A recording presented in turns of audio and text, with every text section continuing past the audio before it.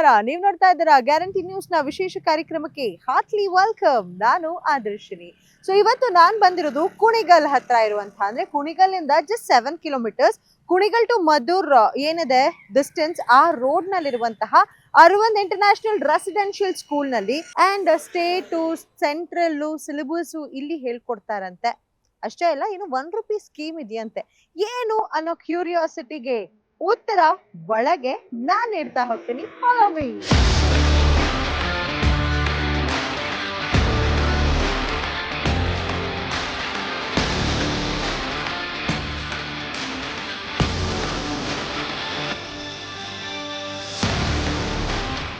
ಸಕ್ಕತ್ತಾಗಿದೆ ನೋಡೋಕ್ಕಂತೂ. ಕ್ಯಾಂಪಸ್ ಅದ್ಭುತವಾಗಿದೆ. So campus ಎಷ್ಟು ಚೆನ್ನಾಗಿದೆ ಅಂದ್ರೆ ಎಜುಕೇಶನ್ ಇನ್ನೂ ಎಷ್ಟು ಗುಣಮಟ್ಟದಿರಬಹುದು, ನಿಮ್ಮೆಲ್ಲ ಪ್ರಶ್ನೆಗಳಿಗೆ ನಾನು ಉತ್ತರ ಕೊಡ್ತಾ ಹೋಗ್ತೀನಿ. ಬನ್ನಿ.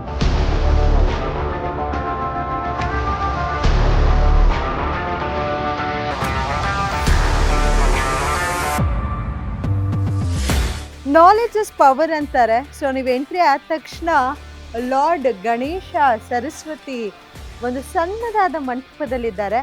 ಸೊ ಇವ್ರಿಗೆ ನಮಸ್ಕರಿಸ್ತಾ ಮುಂದೆ ಕರ್ಕೊಂಡು ಹೋಗ್ತೀನಿ. ಬನ್ನಿ.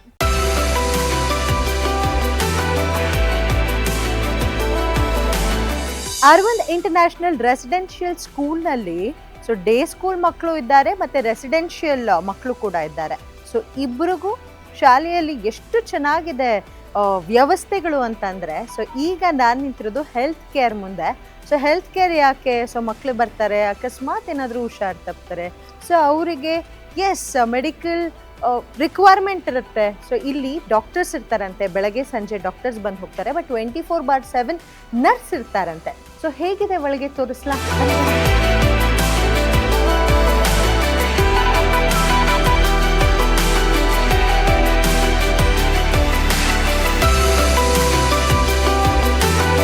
ಸೊ ನಾವಲ್ಲಿ ನೋಡ್ಬೋದು ಗಂಡು ಮಕ್ಕಳಿಗೆ ಮತ್ತು ಹೆಣ್ಮಕ್ಳಿಗೆ ಅಂತ ಸಪ್ರೇಟ್ ಆದಂತಹ ರೂಮ್ಸ್ ಇದೆ. ಸೊ ಇಲ್ಲಿ ಹೆಲ್ತ್ ಕೇರ್ ಫಾರ್ ಬಾಯ್ಸ್ ಅಂತ, ಸೊ ಬಂಕರ್ ಬೆಡ್ಸ್ ಕೂಡ ಇದೆ, ಹಾಗೆ ದ ನಾರ್ಮಲ್ ಬೆಡ್ಸ್ ಕೂಡ ಇದೆ.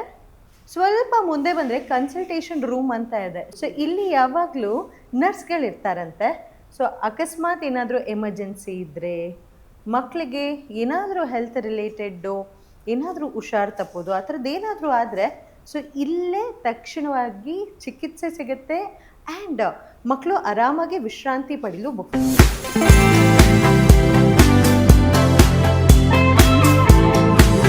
ಸ್ಪೇಷಿಯಸ್ ಆಗಿರೋ ಡೈನಿಂಗ್ ಹಾಲ್ ಕೂಡ ಇದೆ. ಅಂದರೆ ಇಲ್ಲೇ ಇರುವಂತಹ ರೆಸಿಡೆನ್ಷಿಯಲ್ ಮಕ್ಕಳೇನಿದ್ದಾರೆ ಸೊ ಅವ್ರಿಗೆ ಹೆಲ್ದಿ ಫುಡ್ನ ನೀಡಬೇಕು ಅನ್ನುವಂಥ ಸಲುವಾಗಿ ಸೊ ನ್ಯೂಟ್ರಿಷಿಯಸ್ ಫುಡ್ ಇಲ್ಲಿ ನೀಡ್ತಾರೆ. ತುಂಬ ಹೈಜೀನ್ ಆಗಿದೆ. ಸೊ ನೀವು ನೋಡಲೇಬೇಕು ಈ ಸ್ಪೇಸ್ನ. ಬನ್ನಿ ತೋರಿಸ್ತೀನಿ.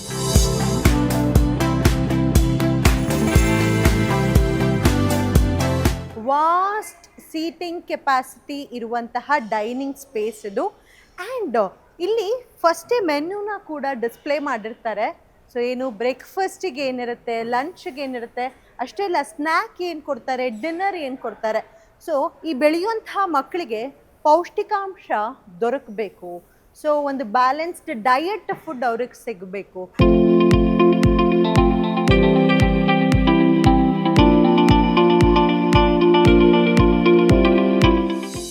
ಶಿಕ್ಷಣದ ಜೊತೆಗೆ ಎಕ್ಸ್ಟ್ರಾ ಕರಿಕ್ಯುಲಮ್ ಆಕ್ಟಿವಿಟೀಸ್ ಕೂಡ ತುಂಬಾ ಚೆನ್ನಾಗಿದೆ. ಸೊ ಬಹಳಷ್ಟು ಆಕ್ಟಿವಿಟೀಸ್, ಬಹಳಷ್ಟು ಸ್ಪೋರ್ಟ್ಸ್ ನಲ್ಲಿ ನ್ಯಾಷನಲ್ ಲೆವೆಲ್ ತನಕ ಆಡಿದಾರಂತೆ. ಸೊ ನಾನು ಹೇಳೋದಕ್ಕಿಂತ ಇಲ್ಲಿ ಪಿ ಮಾಸ್ಟರ್ ಇದ್ದಾರೆ, ಅವ್ರ ಹತ್ರ ಮಾತಾಡಿಸ್ಬಿಡ್ತೀನಿ. ಬನ್ನಿ ಸರ್. That's very nice. ಮಕ್ಕಳೆಲ್ಲ ಸ್ಕೇಟಿಂಗ್ ಆಡೋದನ್ನ ನೋಡಿದೆ. ಸೊ ಎಕ್ಸ್ಟ್ರಾ ಕರಿಕ್ಯುಲರ್ ಆಕ್ಟಿವಿಟೀಸ್ಗೂ ತುಂಬಾ ಇಂಪಾರ್ಟೆನ್ಸ್ ಕೊಡ್ತೀರಾ ನಿಮ್ಮ ಶಾಲೆಯಲ್ಲಿ. ಸೊ ಅದ್ರ ಬಗ್ಗೆ ಹೇಳೋದಾದ್ರೆ ಯಾವೆಲ್ಲ ಸ್ಪೋರ್ಟ್ಸ್ ಇದೆ? ಮ್ಯಾಮ್ ನೋಡಿದ್ರೆ ಔಟ್ಡೋರ್ ಗೇಮ್ಸ್, ಇಂಡೋರ್ ಗೇಮ್ ಎರಡೇ ಇದೆ. ಔಟ್ಡೋರ್ ಗೇಮ್ಸ್ ಹೋದ್ರೆ cricket, handball, volleyball, throwball, kabaddi, almost this part will be there. If you come for inside indoor means badminton, chess, carom, judo, karate and all will be inside. Okay. Swimming classes ಇದೆ? Yeah, swimming class separate. Swimming classes ಇದೆ.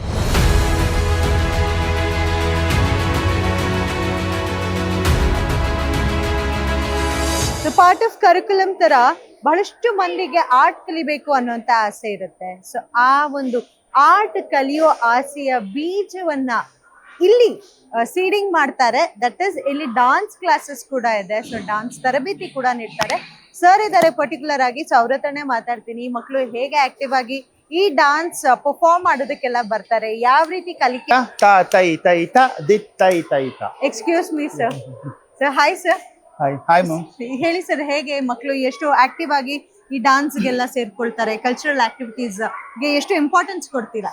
Cultural activities ಅಂದ ತಕ್ಷಣ ಇಲ್ಲಿ ನಮ್ಮ ಸ್ಕೂಲಲ್ಲಿ ನಾನು classical ಅಂತ ಮಾತ್ರ ಹೇಳ್ತಾ ಇರಲಿಲ್ಲ. ಯಾವುದೇ ರೀತಿದು ಜಾನಪದ ಆಗಲಿ ಅಥವಾ ಫಿಲ್ಮಿ ಆಗಲಿ ಈ ಭರತನಾಟ್ಯಂ ಆಗಲಿ ಎಲ್ಲ ಇದರಲ್ಲಿ ಕೂಡ ಮಕ್ಕಳು ತುಂಬ ಖುಷಿಯಿಂದ ಭಾಗವಹಿಸ್ತಾರೆ. Very nice, thank you. Okay.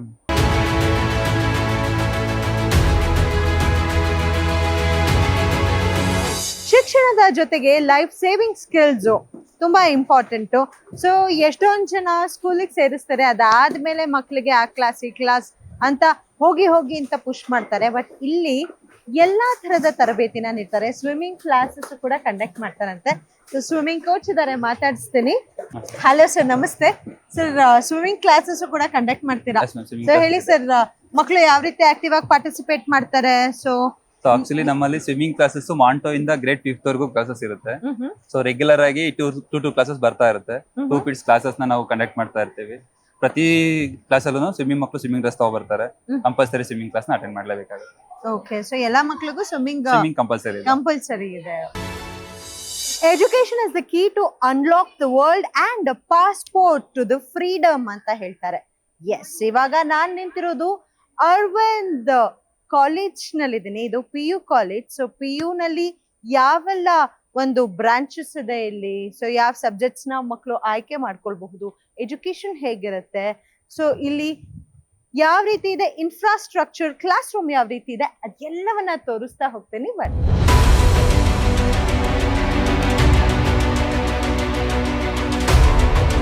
So ನಾನಿವಾಗಿರೋದು 2nd PUC ಕ್ಲಾಸ್ ರೂಮ್ ನಲ್ಲಿ CA ಕ್ಲಾಸಸ್ ಆಗ್ತಿದೆ. ಸೊ ಇದು ಕ್ಲಾಸ್ ರೂಮ್. ಸೊ ಇನ್ಫ್ರಾಸ್ಟ್ರಕ್ಚರ್ ತುಂಬಾ ಚೆನ್ನಾಗಿದೆ. ಸ್ಟೂಡೆಂಟ್ಸ್ ಎಲ್ಲ ಒಬಿಡಿಯಂಟ್ ಆಗಿ ಕುತ್ಕೊಂಡು ಕ್ಲಾಸ್ ನ ಕೇಳಿಸ್ಕೊಳ್ತಾ ಇದ್ದಾರೆ. ನಾನು ಬಂದು ಇಂಟರಪ್ಟ್ ಮಾಡಿ ಕ್ಲಾಸ್ ರೂಮ್ ಹೇಗಿದೆ ಅಂತ ತೋರಿಸ್ಬೇಕಲ್ಲ. ಸೊ ಆ ಕೆಲಸನ ನಾನು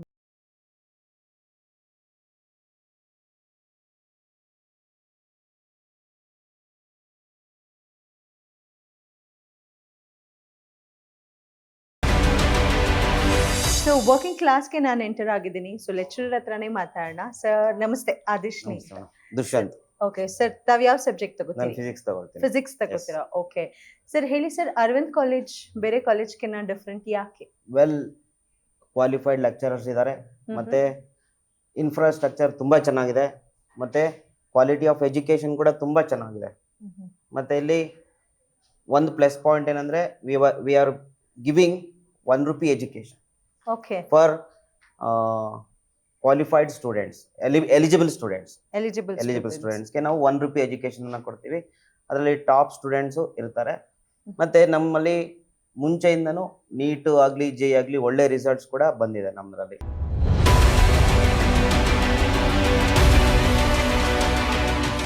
ಅರವಿಂದ್ PU ಕಾಲೇಜ್ನ ಸ್ಪೆಷಾಲಿಟಿ ಅಂದ್ರೆ ₹1 ಸ್ಕೀಮ್. ಏನಿದು ₹1 ಸ್ಕೀಮ್? ಸೊ ಅದ್ರ ಬಗ್ಗೆ ಪ್ರಿನ್ಸಿಪಲ್ ಮಾಹಿತಿನ ನೀಡಿದ್ರು. ಸೊ ನನ್ನ ಜೊತೆ ಸ್ಟೂಡೆಂಟ್ ಇದ್ದಾರೆ, ಶ್ರೇಯಸ್ ಗೌಡ ಅಂತ. ಕ್ಲಾಸ್ ಅಲ್ಲಿ ಇದ್ರು. I am so sorry, disturb ಮಾಡಿ ಕ್ಲಾಸಿಂದ ಕರ್ಕೊಬಂದು ಮಾತಾಡಿಸ್ತಿದ್ದೀನಿ. ಸೊ ನೀವು ₹1 ಸ್ಕೀಮ್ಗೆ ಸೆಲೆಕ್ಟ್ ಆಗಿ, ಸೊ ಆ ಸ್ಕೀಮ್ ಅಂಡರ್ ನಲ್ಲಿ ಎಜುಕೇಶನ್ ಮಾಡ್ತಾ ಇದ್ದೀರಾ. ಸೊ ಎಷ್ಟು ಖುಷಿ ಇದೆ. ಸೊ ಈ ₹1 ಸ್ಕೀಮ್ಗೆ ಎಂಟರ್ ಆಗಬೇಕು, ಅದನ್ನ ಕ್ವಾಲಿಫೈ ಮಾಡಬೇಕು ಅಂದ್ರೆ ಎಕ್ಸಾಮಿನೇಷನ್ ಇರುತ್ತೆ. So how difficult it was? Exam andre like the syllabus is same which I have studied in 10th standard. Okay. The level of questions will be a little bit tough. You Okay. can crack it if you have mind. So drag ಮಾಡ್ಬೋದು ಆರಾಮಾಗಿ ಈಸಿಯಾಗಿ ಅಂತ Yes. ಹೇಳ್ತಾರೆ. So easy question can be cracked. Okay, so ಎಷ್ಟು ಖುಷಿ ಇದೆ. So ತುಂಬಾ ಖುಷಿ ಆಗುತ್ತೆ and ತುಂಬಾ ಹೆಲ್ಪ್ಫುಲ್ ಆಗುತ್ತೆ. ಲೈಕ್ ಇಂಡಿಪೆಂಡೆಂಟ್ ಆಗಿರ್ಬೋದು. 2 years ಇಂಡಿಪೆಂಡೆಂಟ್ ಆಗಿ ಸ್ಟಡಿ ಮಾಡ್ಬೋದಲ್ಲ, ಅದೊಂದು ಖುಷಿ ಆಗುತ್ತೆ. ಪೇರೆಂಟ್ಸ್ಗೂ ಸಪೋರ್ಟ್ ಆಗುತ್ತೆ. ಸೊ ಏನೆಲ್ಲ ಫೆಸಿಲಿಟಿ ನಿನಗೆ ಸಿಗ್ತದೆ? ಮ್ಯಾಮ್ ₹1 ಎಜುಕೇಶನ್ ಸ್ಕೀಮ್ ಅಲ್ಲಿ like normal I am like a normal student here. ಏನು ಡಿಸ್ಕ್ರಿಮಿನೇಟ್ ಏನು ಮಾಡಲ್ಲ, ಎಲ್ಲರಿಗೂ ಏನು ಫೆಸಿಲಿಟೀಸ್ ಇದೆಯೋ ನನಗೂ ಅದೇ ಫೆಸಿಲಿಟೀಸ್ ಸಿಗುತ್ತೆ. ಆಮೇಲೆ ಹಾಸ್ಟೆಲ್ ತುಂಬ ಚೆನ್ನಾಗಿದೆ. ಹಾಸ್ಟೆಲ್ ಫುಡ್, ವಾರ್ಡನ್ಸ್ ತುಂಬ ಕೇರ್ ಮಾಡ್ತಾರೆ. ಸೊ ಬರೀ ಸ್ಟಡೀಸ್ ಅಂತಾನೇನಾ, ಇಲ್ಲ ಎಕ್ಸ್ಟ್ರಾ ಕರಿಕ್ಯುಲರ್ ಆಕ್ಟಿವಿಟೀಸ್ ನಲ್ಲೂ ಟೇಕ್ ಪಾರ್ಟ್ ಮಾಡ್ತೀರಾ? ಮ್ಯಾಮ್ ನನಗೆ ಫುಟ್ಬಾಲ್ ಆಡೋದಂದ್ರೆ ತುಂಬ ಇಷ್ಟ. ಸೊ ಫುಟ್ಬಾಲ್ ಆಡ್ತೀನಿ. Reading books is my hobby. Free time ಇದ್ದಾಗ ಬುಕ್ಸ್ ಓದ್ತೀನಿ. ಲೈಬ್ರರಿ ಇದೆಯಾ? ಓಪನ್ ಲೈಬ್ರರಿ ಇದೆ. ಸೊ ತೆಗ್ದಿರತ್ತಾ ಯಾವಾಗ? ಕಾಂಪಿಟೇಟಿವ್ ಬುಕ್ಸ್ ಬೇಕಾದ್ರೂ ಸಿಗುತ್ತೆ, ಎಲ್ಲ ಸಿಗುತ್ತೆ. ಎಲ್ಲಾನು ಫ್ರೀ ಇರುತ್ತೆ ಮೇಡಮ್. ಸೊ ₹1 ಸ್ಕೀಮ್ನ ನಾನು ಸೇರ್ಕೊಂಡಿದ್ದೀನಿ ಅಂತ ಯಾವುದೇ ರೀತಿಯ ಡಿಸ್ಕ್ರಿಮಿನೇಷನ್ಸ್ ಎಲ್ಲ ಏನೂ ಇರಲ್ಲ. ಸೊ ಎಲ್ಲ ಮಕ್ಳಿಗೂ ಯಾವ ರೀತಿ ಫೆಸಿಲಿಟೀಸ್ ಕೊಡ್ತಾರೋ ನನಗೂ ಅದೇ ರೀತಿ ಫೆಸಿಲಿಟೀಸ್ ಕೊಟ್ಟಿದ್ದಾರೆ. ಆ್ಯಂಡ್ ನಾನು ಅದನ್ನು ಪ್ರಾಪರಾಗಿ ಯುಟಿಲೈಸ್ ಮಾಡಿ ಒಳ್ಳೆ ಮಾರ್ಕ್ಸ್ ತಗೊಂಡು ನನ್ನ ಈ ಓದ್ತಾ ಇರುವಂತಹ ಅರವಿಂದ್ PU ಕಾಲೇಜ್ ಏನು ಸಂಸ್ಥೆ ಇದೆ ಅದಕ್ಕೆ ಒಳ್ಳೆ ಹೆಸರನ್ನ ತಂದುಕೊಡ್ಬೇಕು ಅಂತ ಹೇಳಿದ್ರು. Thank you so much. So ಮುಂದೆ ಈ ಕಾಲೇಜ್ ಹೇಗಿದೆ, ಇನ್ಫ್ರಾಸ್ಟ್ರಕ್ಚರ್ಸ್ ಹೇಗಿದೆ, ಪ್ರಿನ್ಸಿಪಲ್ ಏನು ಮಾತಾಡಿದ್ರು ಎಲ್ಲವನ್ನ ತೋರಿಸ್ತಾ ಹೋಗ್ತೀನಿ.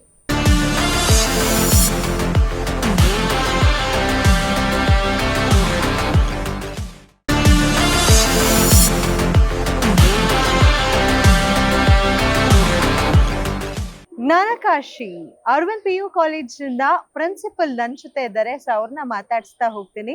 ಸರ್ ನಮಸ್ತೆ, ಕಾರ್ಯಕ್ರಮಕ್ಕೆ ಸ್ವಾಗತ. ಸರ್ ಕಾಲೇಜ್ ನಾನು ಎಂಟ್ರಿ ಆದ ತಕ್ಷಣನೇ ಕ್ಯಾಂಪಸ್ ಸಖತ್ ಇಂಪ್ರೆಸಿವ್ ಆಗಿದೆ, ಮತ್ತೆ ಎಕ್ಸ್ಟ್ರಾ ಕರಿಕ್ಯುಲಮ್ ಆಕ್ಟಿವಿಟೀಸ್ ನೋಡಿದೆ, ಅದು ಕೂಡ ತುಂಬಾ ಇಂಟ್ರೆಸ್ಟಿಂಗ್ ಅನ್ನಿಸ್ತು. ಸೊ PU ಕಾಲೇಜ್ ಬಗ್ಗೆ ಹೇಳೋದಾದ್ರೆ, because it is the foundation, undergraduate ಏನಿದೆ it's a foundation to anybody. ಅದ್ರಲ್ಲೂ ಈ ₹1 ಸ್ಕೀಮ್ ತುಂಬಾ ಇಂಟ್ರೆಸ್ಟಿಂಗ್ ಅನ್ನಿಸ್ತು ಸರ್. ಸೊ ಎಲ್ಲಾದ್ರ ಬಗ್ಗೆ ಮಾಹಿತಿನ ಕೊಡೋದಾದ್ರೆ ಫಸ್ಟ್ ಫೌಂಡರ್ ಬಗ್ಗೆನೇ ಮಾತಾಡೋಣ ಸರ್. ಮಾನ್ಯ ಅಶೋಕ್ ಸರ್ ಅರವಿಂದ್ ಸಂಸ್ಥೆಯ ಸಂಸ್ಥಾಪಕರು. ಅವರು ಮೂಲತಃ ರೈತ ಕುಟುಂಬದಿಂದ ಬಂದು ಇಷ್ಟು ದೊಡ್ಡ ಸಂಸ್ಥೆನ ಕಟ್ಟಿ ಬೆಳೆಸಿದ್ದಾರೆ. ಸಮಾಜ ಸೇವೆ ಮತ್ತೆ ಬಡ ಮಕ್ಕಳಿಗೆ ವಿದ್ಯಾರ್ಹತೆಯನ್ನು ಕೊಡಬೇಕು ಅಂತ ಒಂದು ನಿಟ್ಟಿನಲ್ಲಿ ಒಂದು ದೊಡ್ಡ ಸಂಸ್ಥೆನ ಕಟ್ಟಿದ್ದಾರೆ ಮ್ಯಾಮ್. ಈಗ ಬೇಸಿಕಲಿ ಏನಪ್ಪಾ ಅಂತಂದ್ರೆ ಈ ₹1 ಎಜುಕೇಶನ್ ಸ್ಕೀಮ್ ಅಂತ ಒಂದು ಸ್ಕೀಮ್ನ ಮಾಡಿದ್ದಾರೆ. ಇದರ ಮೂಲ ಉದ್ದೇಶ ಏನಪ್ಪಾ ಅಂತಂದ್ರೆ, ಕೆಲವು ಮಕ್ಕಳುಗಳಿಗೆ ನಿಮಗೆ ಗೊತ್ತು, as you know nowadays education is very competitive, also expensive. Yes, ವಿದ್ಯಾರ್ಹತೆ ಇದ್ರೂ ಕೂಡ ನಾವು ಒಳ್ಳೆ ಗುಡ್ ಕ್ವಾಲಿಟಿ ಆಫ್ ಎಜುಕೇಶನ್ ತಗೊಳಕ್ ಆಗಲ್ಲ. ಸೊ ಅಂಥವ್ರನ್ನ ನಾವು ಐಡೆಂಟಿಫೈ ಮಾಡಿ ಗುರುತಿಸಿ ಅವ್ರಿಗೆ ಫ್ರೀ ಎಜುಕೇಶನ್ಸ್ ಎಕ್ಸಾಮಿನೇಷನ್ ನಾವು ಕಂಡಕ್ಟ್ ಮಾಡ್ತೀವಿ. CET, NEET ಮತ್ತೆ JEE coaching including board classes.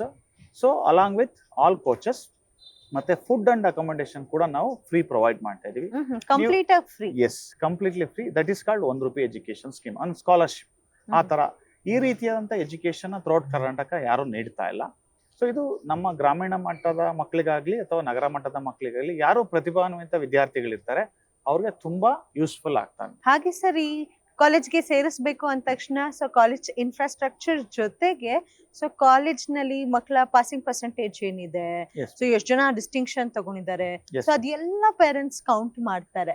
So ಅದ್ರ ಬಗ್ಗೆ ಮಾಹಿತಿ ನೀಡೋದಾದ್ರೆ ಮ್ಯಾಮ್, ನಾವು ಬೇಸಿಕಲಿ ಈಗ ಪೇರೆಂಟ್ಸ್ ಯಾರೆಲ್ಲ ಬಂದು ಇಲ್ಲಿ ನಮ್ಗೆ ರೆಸಿಡೆನ್ಷಿಯಲ್ ಜಾಯಿನ್ ಮಾಡ್ತಾರೆ ಅವ್ರದೆಲ್ಲ ವಾಟ್ಸ್ಆಪ್ ನಂಬರ್ಸ್ನ ತಗೊಂಡು ನಾವೊಂದು ಗ್ರೂಪ್ ಮಾಡಿ ಪ್ರತಿ ಟೆಸ್ಟ್ ಏನ್ PT ಏನ್ ಮಾಡ್ತೀವಿ ಮತ್ತೆ ಬೋರ್ಡ್ ಟೆಸ್ಟ್ ಏನ್ ಮಾಡ್ತೀವಿ, what are the activities we are conducting year, ಪ್ರತಿಯೊಂದು ಈಚ್ ಅಂಡ್ ಎವ್ರಿಥಿಂಗ್ ನಾವು ಪೇರೆಂಟ್ಸ್ ಜೊತೆ ಟಚ್ ಅಲ್ಲಿ ಇಟ್ಕೊಂಡಿರ್ತೀವಿ. ಅವ್ರಿಗೆ ಏನ್ ನಡೀತಾ ಇರುತ್ತೆ ಅಂತ ನಾವು 1-to-1 ಇಂಟ್ರಾಕ್ಟ್ ಮಾಡ್ತಾ ಇದ್ವಿ. ಹಾಗಾಗಿ ಅವ್ರಿಗೆ ಈಸಿ ಆಗ್ತಾ ಹೋಗುತ್ತೆ. ಮತ್ತೆ PTE ಅಂದ್ರೆ ಎಕ್ಸಾಮ್ಸ್ ಮಾಡ್ತೀವಲ್ಲ, ಅದ್ರನ್ನ ಮೀಟಿಂಗ್ ಮಾಡಿ ಪೇರೆಂಟ್ಸ್ ಬಂದಾಗ so they can interact with individual teachers. ನಮ್ಮ ಮಗು ಯಾಕೆ ಇಷ್ಟು ಕಡಿಮೆ ಮಾರ್ಕ್ಸ್ ತಂದಿದೆ, ಮತ್ತೆ ಏನೇನು ಪ್ರಾಬ್ಲಮ್ ಇದೆಯಾ, ಮಗುನಲ್ಲಿ ಪ್ರಾಬ್ಲಮ್ ಇದೆಯಾ, ಟೀಚರ್ ಹೇಳ್ತಾ ಇರೋದು ಅರ್ಥ ಆಗ್ತಾ ಇಲ್ವಾ, ಸೊ ಇನ್ನು ಎಷ್ಟು ಡೆವಲಪ್ ಆಗಬೇಕು, ಇದ್ರದ್ದೆಲ್ಲ ಕಂಪ್ಲೀಟ್ 1-to-1 ಡಿಸ್ಕಷನ್ ಮಾಡಿ ಅದಕ್ಕೆ ಸೊಲ್ಯೂಷನ್ಸ್ ಪಾಯಿಂಟ್ ಔಟ್ ಮಾಡ್ತಾ ಹೋಗ್ತೀವಿ. ಸೊ ಲೈಬ್ರರಿ ಮತ್ತೆ ಲ್ಯಾಬ್ಸ್ ಬಗ್ಗೆ ಹೇಳೋದಾದ್ರೆ how well equipped?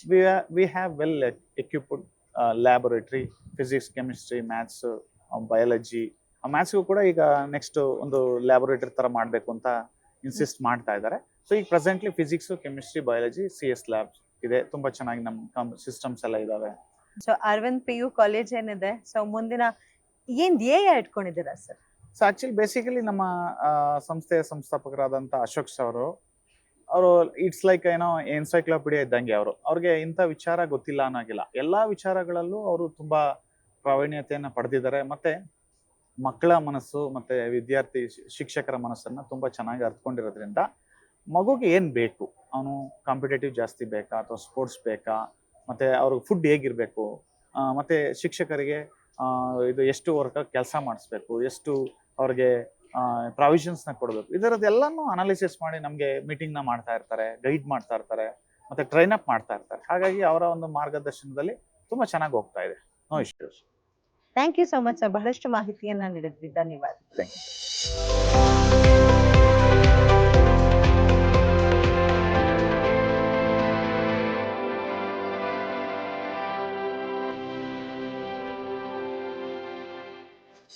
Arvind international school ನ CBSE ಟೀಚರ್ ನನ್ನೊಟ್ಟಿಗೆ ಇದ್ದಾರೆ. ಅವ್ರ ಹತ್ರ ಮಾತಾಡ್ತೀನಿ. ಸರ್ ನಮಸ್ತೆ. ನಮಸ್ತೆ.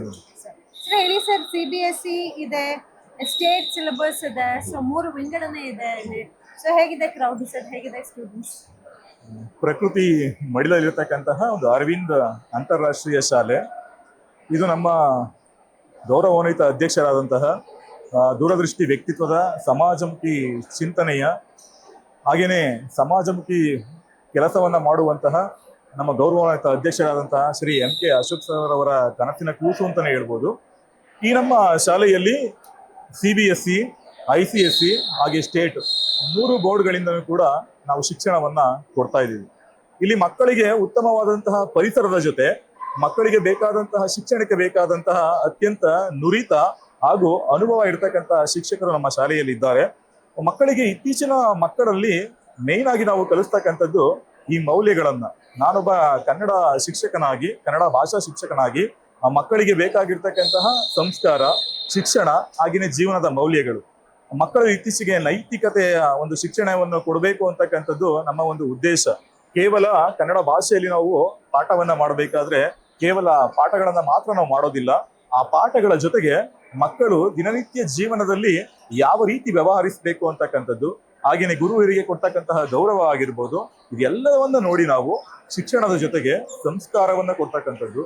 ಓಕೆ, ಸೊ ಎಷ್ಟೊಂದು ವಿದ್ಯಾಸಂಸ್ಥೆಗಳಿದೆ. ಸೊ ಯಾರಾದ್ರೂ ಇವಾಗ ಒಂದು ವಿದ್ಯಾಸಂಸ್ಥೆಗೆ ನನ್ನ ಮಗಳ ಅಥವಾ ನನ್ನ ಮಗನನ್ನ ಜಾಯಿನ್ ಮಾಡ್ಬೇಕು ಅಂದ್ರೆ ಬಹಳಷ್ಟು ಆಯಾಮದಲ್ಲಿ ಯೋಚನೆ ಮಾಡಿರ್ತಾರೆ. ಸೊ ನಿಮ್ಮ ವಿದ್ಯಾಸಂಸ್ಥೆಗೆ ಯಾಕೆ ಚೂಸ್ ಮಾಡಬೇಕು ಅಂತ ನನ್ನ ಪ್ರಶ್ನೆ ಕೇಳೋದಾದ್ರೆ ಏನ್ ಹೇಳ್ತೀವಿ? ಸಾವಿರಾರು ವಿದ್ಯಾರ್ಥಿಗಳು ನಮ್ಮ ಅರವಿಂದ ಶಾಲೆಯಲ್ಲಿ ಕಲಿತಾ ಇದ್ದಾರೆ ಅಂದ್ರೆ ಇದರ ಹಿಂದಿನ ಒಂದು ಪರಿಶ್ರಮ ತುಂಬಾ ದೊಡ್ಡದಾಗಿರ್ತಕ್ಕಂಥದ್ದು. ತುಂಬಾ ದಿನಗಳ ಕಾಲ ಅವರು ಸರ್ಚ್ ಅನ್ನ ಮಾಡಿ ಆನಂತರವಷ್ಟೇ ಮಕ್ಕಳನ್ನು ತಂದು ಇಲ್ಲಿ ಹಾಕ್ತಾರೆ, ಇಲ್ಲಿ ಒಂದು ಎಜುಕೇಶನ್ಗೆ ಸೇರಿಸ್ತಾರೆ. ಅಂದ್ರೆ ನಮ್ಮ ಅರವಿಂದ ಶಾಲೆಯಲ್ಲಿ ಅಂತಹ ಒಂದು ಗುಣಮಟ್ಟದ ಶಿಕ್ಷಣ ಇದೆ ಅಂತ ಹೇಳ್ಕೊಳಕ್ಕೆ ಹೆಮ್ಮೆ ಅನ್ಸುತ್ತೆ. Thank you so much sir, ಬಹಳ ಖುಷಿ ಆಯ್ತು ತಮ್ಮೊಟ್ಟಿಗೆ ಮಾತಾಡಿ.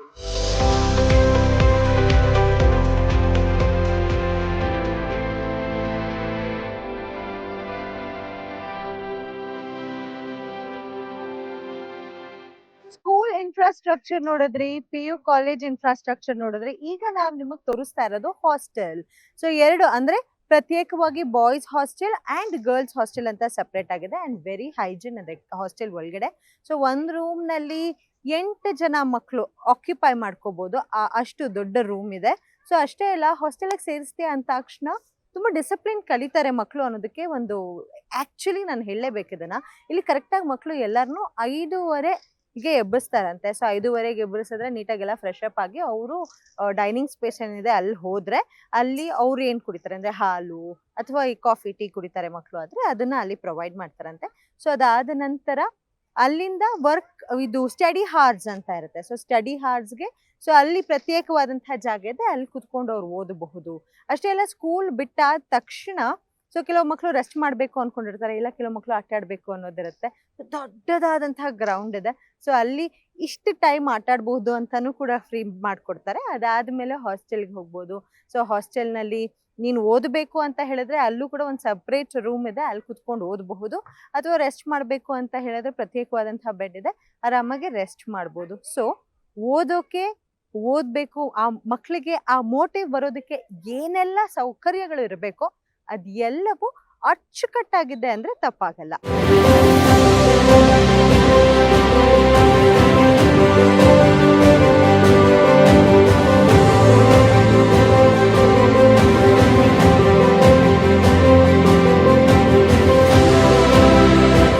ಅರವಿಂದ್ ಇಂಟರ್ನ್ಯಾಷನಲ್ ರೆಸಿಡೆನ್ಷಿಯಲ್ ಸ್ಕೂಲ್ ನ ಪ್ರಿನ್ಸಿಪಲ್ ನನ್ನೊಟ್ಟಿಗಿದ್ದಾರೆ Saraswati ma'am. So welcome to the show ma'am.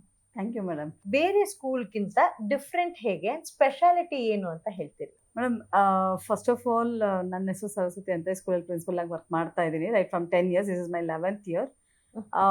ಎಲ್ಲ ಸ್ಕೂಲ್ದು ಅವ್ರದ್ದೇ ಆದ ರೂಲ್ಸ್ ಆ್ಯಂಡ್ ರೆಗ್ಯುಲೇಷನ್ಸ್ ಇರುತ್ತೆ. ಬಟ್ ನಮ್ಮ ಸ್ಕೂಲು ಯುನಿಕ್ ಯಾಕೆ ಅಂದರೆ, ಎಸ್ಪೆಷಲಿ ರೆಸಿಡೆನ್ಷಿಯಲ್ ಮಕ್ಕಳಿಗೆ we cater to each and every individual child.